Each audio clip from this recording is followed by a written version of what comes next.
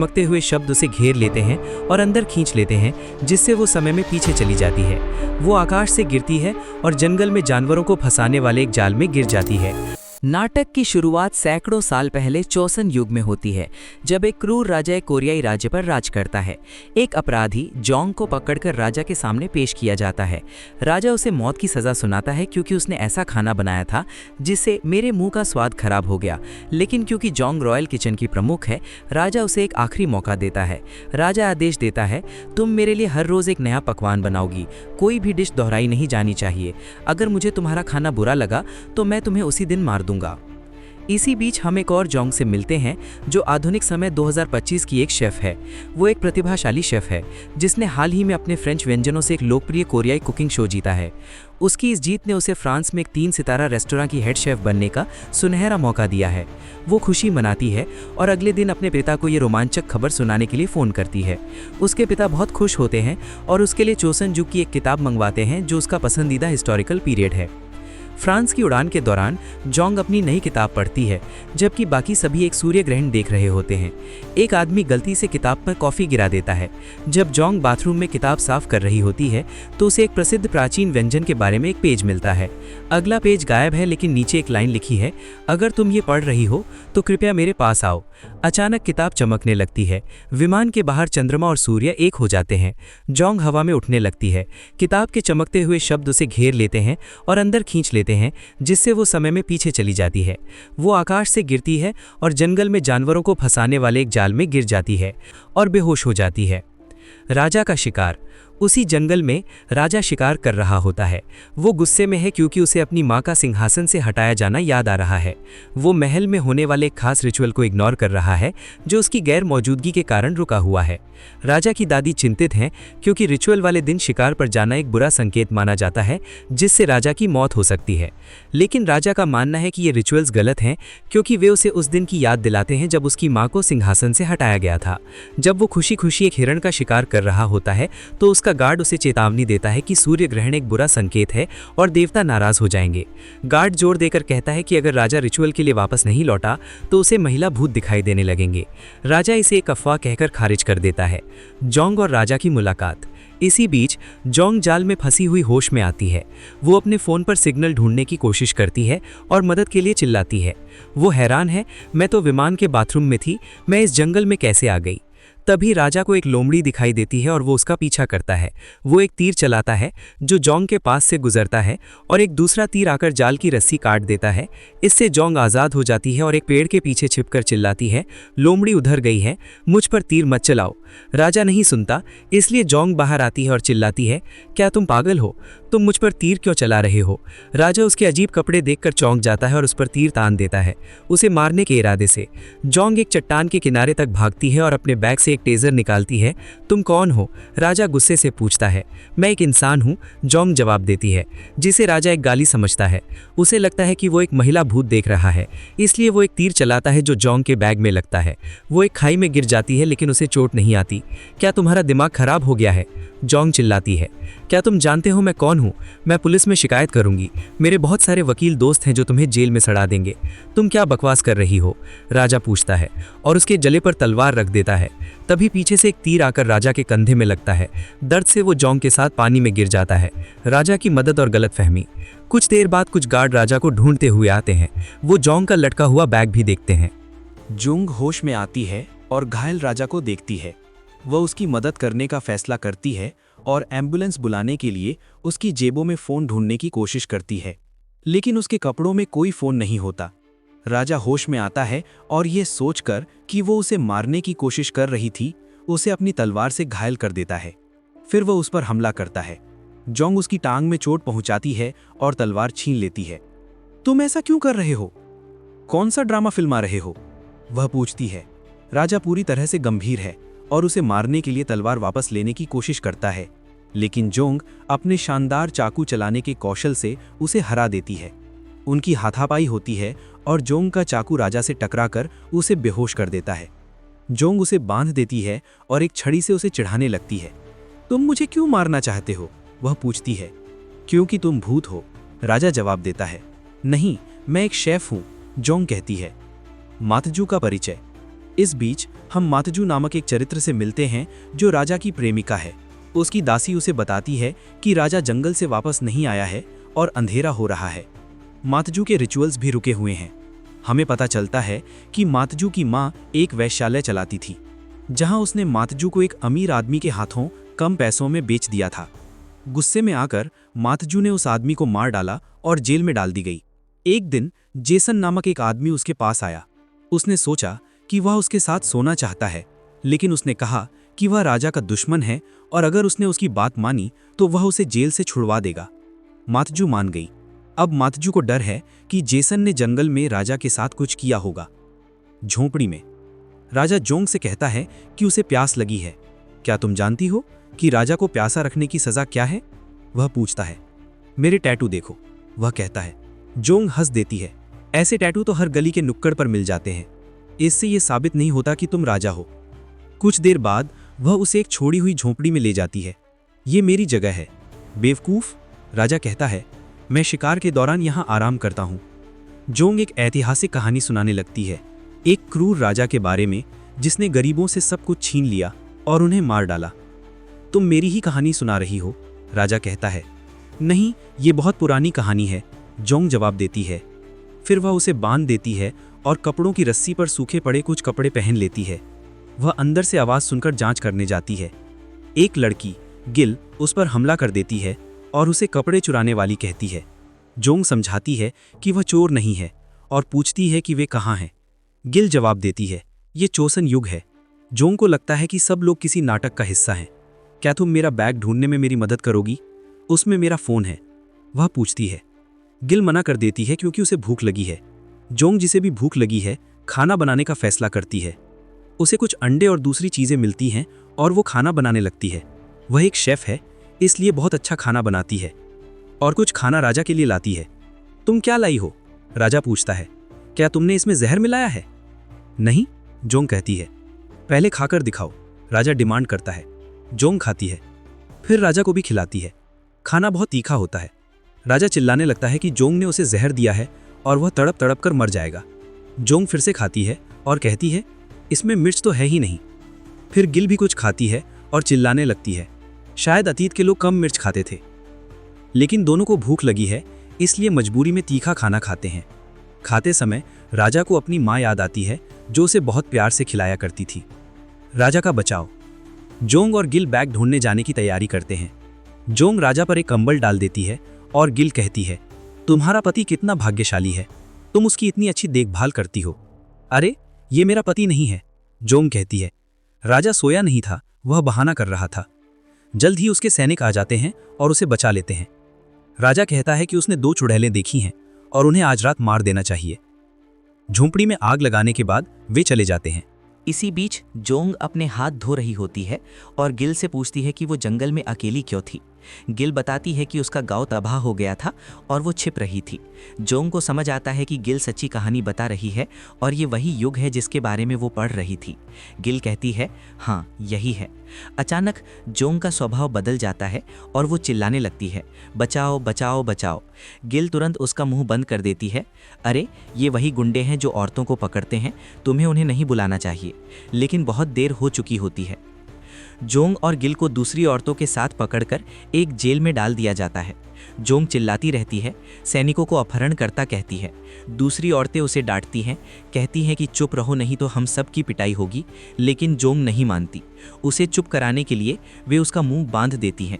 Jong बहुत निराश हो जाती है। वो अभी अभी एक प्रतिष्ठित शो जीती है और अब ये सब हो रहा है। वो राजा के बारे में और उसे अपमानित करने के बारे में भी सोचे बिना नहीं रह पाती।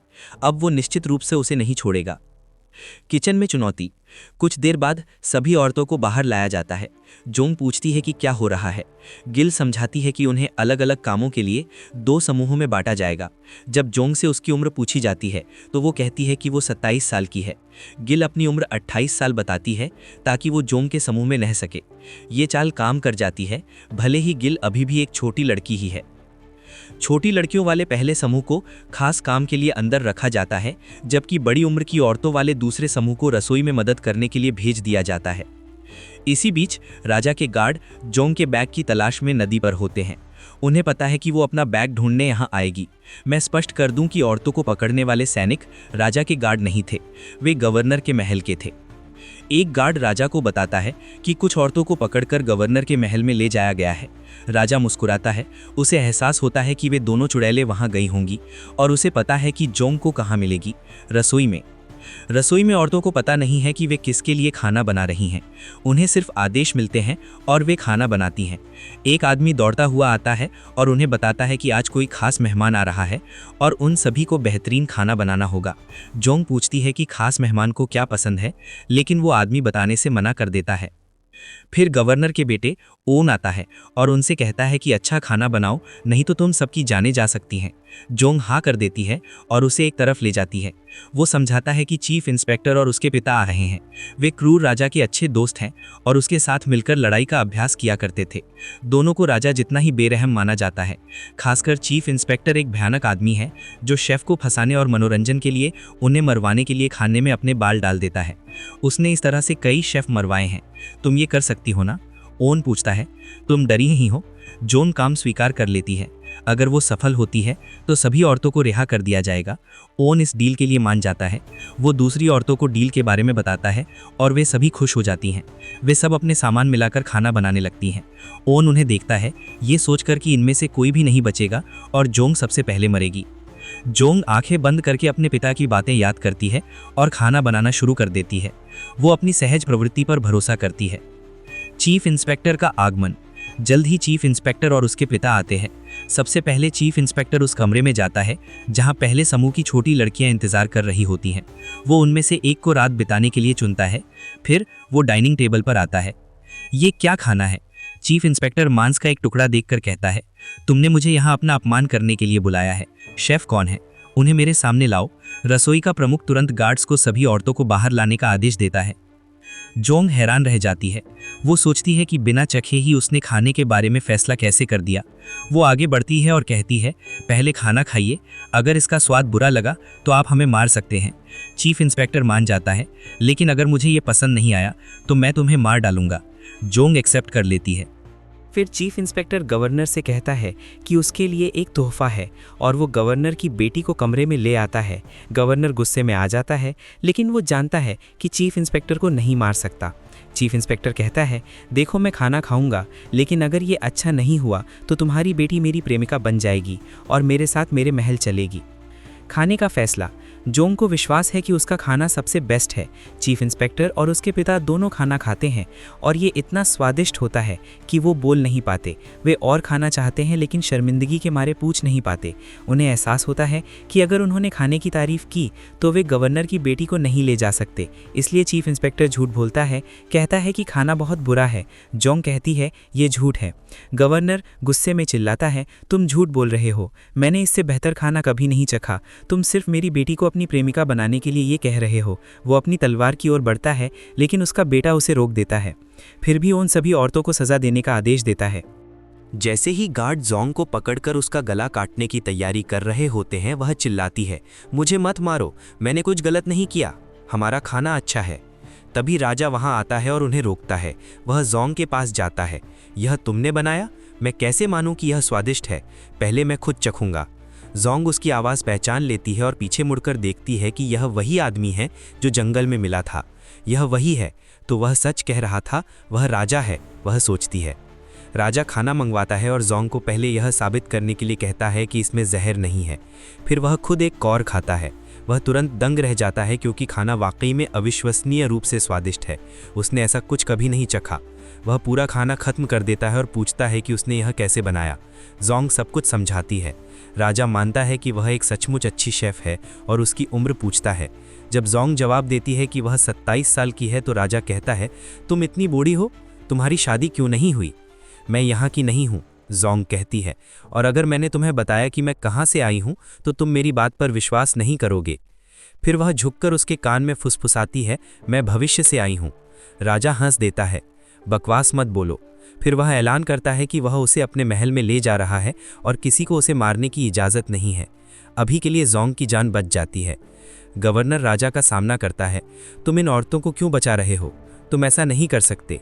राजा गुस्से में आ जाता है, अब जब तुम्हारी बेटी की बारी आई है तो तुम इतना शिकायत कर रहे हो, लेकिन जब मेरी माँ को सताया जा रहा था तो तुम वहाँ खड़े रहे और कुछ नहीं किया। इसी बीच जोंग और गिल को जेल में डाल दिया जाता है। कल हम महल जा रहे हैं, लेकिन मुझे घर पहुँचना है, जोंग कहती है। तुम्हारा घर कहाँ है? गिल पूछती है। जोंग उसे सब कुछ बताती है।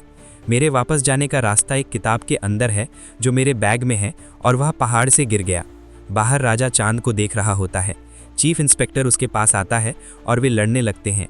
वे कभी अच्छे दोस्त और लड़ाई के साथी हुआ करते थे। मैं जोंग को महल ले जाना चाहता हूँ और बाकी औरतों को छोड़ देना चाहता हूँ, और अब हम औरतों को मारना बंद कर सकते हैं। मुझे ये सब करना पसंद नहीं है। चीफ इंस्पेक्टर उसके मकसद पर सवाल उठाता है। ओन के वादे के बाद कि अगर जोंग का खाना अच्छा हुआ तो सभी औरतों को रिहा कर दिया जाएगा। जोंग और गिल भाग जाती हैं और पहाड़ की ओर चल पड़ती हैं। ओन राजा को ढूंढता है और उसे बताता है कि जो 2 औरतें वह महल ले जाने वाला था वे भाग गई हैं। राजा मुस्कुराता है, यह जानकर कि वे वहीं जाएंगी। रास्ते में गिल जोंग को अपनी कहानी सुनाती है। वह और उसकी माँ अपने दादा को ढूंढने के लिए एक दूर दराज की जगह से आई थी, लेकिन सैनिकों ने उसकी माँ को मार डाला। गिल उस छोड़ी हुई झोपड़ी में छिपी हुई थी। जोंग उससे कहती है कि वह उसके साथ भविष्य में उसके घर वापस चले, जहाँ वह जो कुछ भी बनना चाहे बनने के लिए आज़ाद होगी। गिल राजी हो जाती है। वे पहाड़ पर पहुंचती हैं, लेकिन बैग कहीं नजर नहीं आता। राजा पहले से ही वहां मौजूद होता है और उसे पता था कि वे आएंगी। मुझे मेरा बैग चाहिए, जोंग कहती है। राजा एक गार्ड को बैग लाने का आदेश देता है, लेकिन उसे दिखाने के बाद वह उसे फिर से चट्टान से नीचे फेंक देता है। गुस्से में आकर जोंग उसे गालियां देने लगती है। क्या तुम जानती हो राजा को गाली देने की सज़ा क्या है? वह पूछता है। बस मेरा बैग ला दो और मैं तुम्हारी हर बात मानूंगी। और दृश्य बदल जाता है। अगले दिन दोनों लड़कियों को बांधकर राज्य में लाया जाता है। वे डरी हुई हैं। चीफ इंस्पेक्टर राजा का सामना करता है। तुम इस लड़की को यहाँ क्यों लाए हो? वह पूछता है। मैं उसे सिर्फ मारूंगा नहीं, मैं उसे तब तक तड़पाऊंगा क्योंकि वह एक शक्तिशाली चुड़ैल है। अगर मेरे पास बंदूक होती तो मैं अभी तुम्हें उड़ा देती, जोंग बड़बड़ाती है। इसी बीच हम मोगजू को दूसरी औरतों को नृत्य सिखाते हुए देखते हैं। उसे याद आता है कि जेसन ने उसे जेल से छुड़ाते समय क्या कहा था। उसने कहा था कि राजा गवर्नर की खूबसूरत बेटी के साथ महल आ रहा है और उसने राजा का दिल जीत लिया है। उसने कहा कि राजा मोगजू को छोड़ देगा और वह अपना सारा सम्मान खो देगी। उसने उसे सलाह दी कि वह राजा को मारने का मौका ढूंढने के लिए उसे अपनी तरफ मिलाने के लिए उसे बहकाए। मोगजू की नौकरानी उसे बताती है कि राजा गवर्नर की बेटी को नहीं बल्कि जोंग नाम की एक औरत को ला रहा है। यह एक अफवाह है जो फैल गई है और सभी लोग इस पर विश्वास कर रहे हैं। जोंग और गिल के गुजरते ही बच्चे उन पर पत्थर फेंकने लगते हैं। गार्ड बच्चों को पीटते हैं और भगा देते हैं। राजा उन्हें रोकने के लिए कहता है।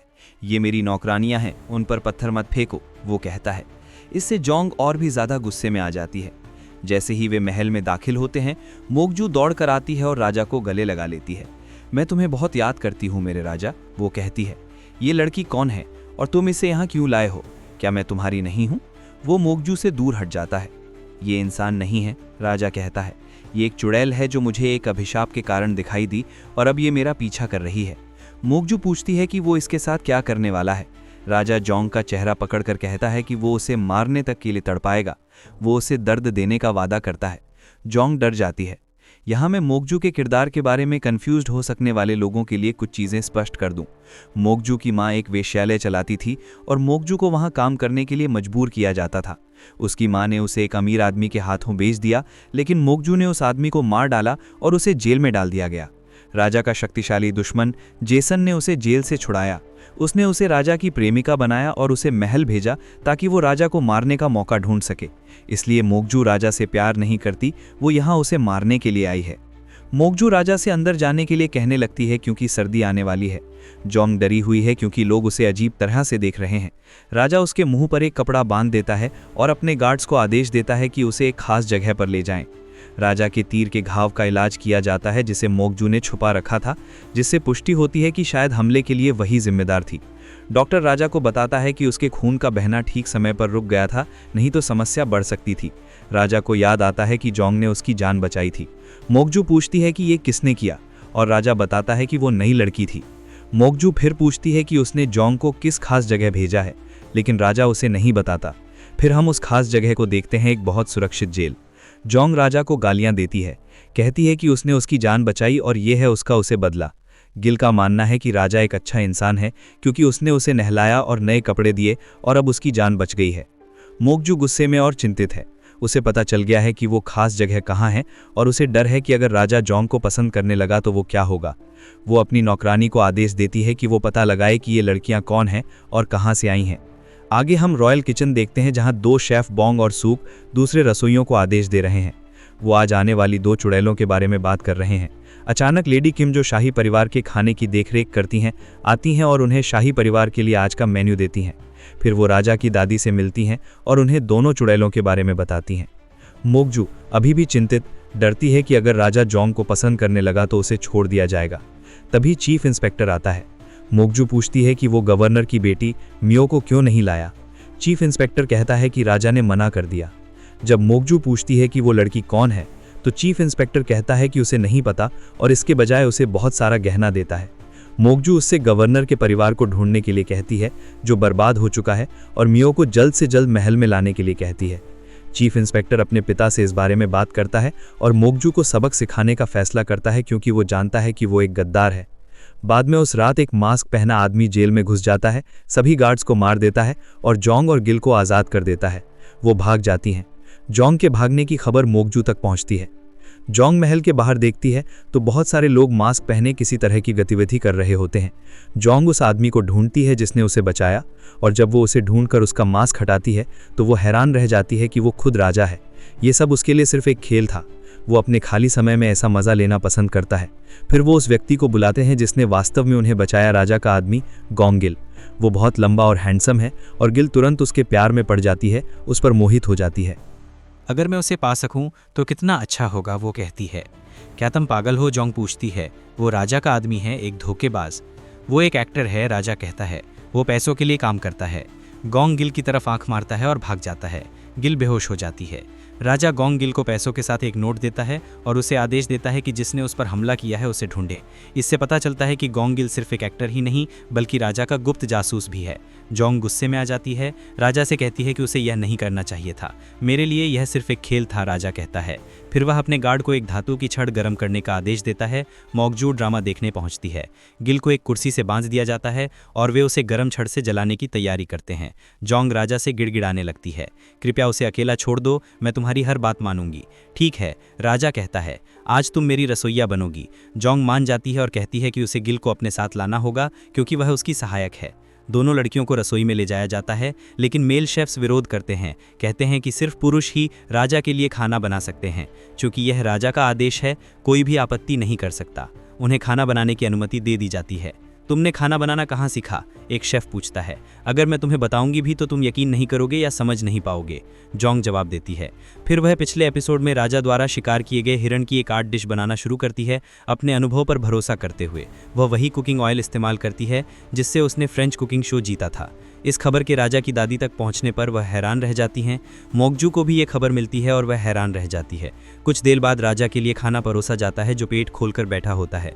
जोंग उसे देखती है और खुद से कहती है कि उसे कोई शर्म नहीं है और वह भीख मांग रहा है। वह उसके गंदे रूप की आलोचना करती है। राजा डिश के बारे में पूछता है। इसे खाने के बाद वह एक अवर्णनीय खुशी से भर जाता है, जैसे कि वह किसी दूसरी दुनिया में पहुंच गया हो। वह जोंग से पूछता है कि वह कहां से आई है। वह उसे पहले जैसा ही जवाब देती है और वह सोचता है कि वह पागल है। मोकजू, जो बाहर इंतजार कर रही होती है, अंदर आने की कोशिश करती है, लेकिन गार्ड उसे अंदर जाने से मना कर देते हैं क्योंकि राजा ने किसी को भी अंदर आने से मना किया हुआ है। वह लड़कर अंदर झांकती है। राजा और जोंग को एक साथ देखकर वह गुस्से में आ जाती है। राजा उसे देख लेता है और चिल्लाकर पूछता है कि क्या चल रहा है। मोकजू कहती है कि उसके पास उसके लिए कुछ है, लेकिन राजा उसे अंदर आने से मना कर देता है और कहता है कि वह इसे बाद में ले आए। वह गुस्से में चली जाती है। राजा जोंग का हाथ पकड़ लेता है, उसे जाने नहीं देता। वह उससे कहता है, मैंने तुम्हें चुन लिया है। जोंग चिंतित हो जाती है। वह सोचती है कि क्या वह चाहता है कि मैं उसकी प्रेमिका बनूं? एक आधुनिक लड़की होने के नाते वह इसके लिए तैयार नहीं है और चिंता करती है कि इसका इतिहास पर क्या असर पड़ेगा। तभी चीफ इंस्पेक्टर जोंग के पास आता है और उसे राजा पर जासूसी करने और वह जो कुछ भी देखे उसकी उसे रिपोर्ट करने के लिए कहता है। जोंग मना कर देती है, डरती है कि अगर राजा को पता चला तो वह उसे मार डालेगा। चीफ इंस्पेक्टर उसे बताता है कि राजा ने आज पहली बार उसकी वजह से मोकजू को भगा दिया है। वह उसे चेतावनी देता है कि मोकजू एक खतरनाक औरत है जो मौका मिलते ही उसे मार डालेगी। मैं तुम्हारी रक्षा करूंगा और बदले में तुम्हें मेरी बात माननी होगी। वह मान जाती है, लेकिन बदले में अपना बैग मांगती है। वह हैंडबैग क्या होता है समझाने की कोशिश करती है और चीफ इंस्पेक्टर समझ जाता है। वह उसे बताता है कि बैग लेना इतना आसान नहीं है क्योंकि राजा उसे महल में सुरक्षित रख रहा है।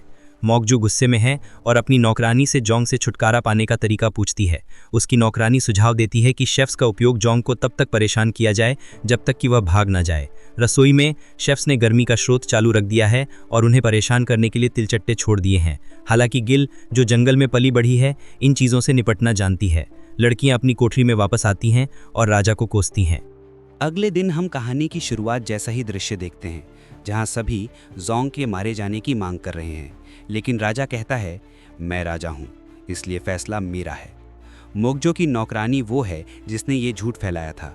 फिर हम शुरुआत वाला ही दृश्य देखते हैं, जहां उसे फांसी देने के लिए बाहर लाया गया था। सभी उसकी मौत की मांग कर रहे हैं, लेकिन राजा कहता है, आज से तुम मेरी रसोई की प्रमुख और मेरी निजी शेफ हो। तुम रोज़ नया खाना बनाओगी और परोसोगी, और खाना दोहराया नहीं जाना चाहिए। अगर मुझे ये पसंद नहीं आया तो तुम्हें मार दिया जाएगा।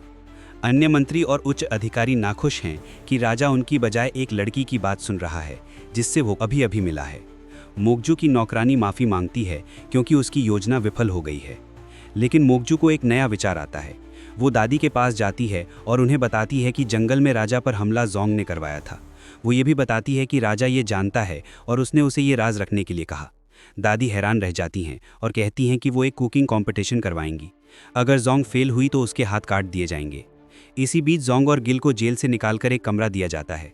वे खुश हैं क्योंकि वो गर्म है और जेल में बहुत ठंड थी। उन्हें नए रसोई के कपड़े दिए जाते हैं जो उन्हें रसोई में प्रवेश करने के लिए पहनने होंगे। अगले दिन हम उन्हें नहा धोकर और कपड़े बदलकर रसोई की ओर जाते हुए देखते हैं। सभी स्टाफ उनके साथ अशिष्टता करते हैं और खाना बनाने से मना कर देते हैं। जोंग कहती है, मैं यहाँ प्रमुख हूँ और मैं यहाँ खाना बनाने नहीं आई हूँ। मैं यहाँ तुम सब पर नज़र रखने के लिए आई हूँ क्योंकि राजा ने मुझे ये सब करने के लिए कहा है।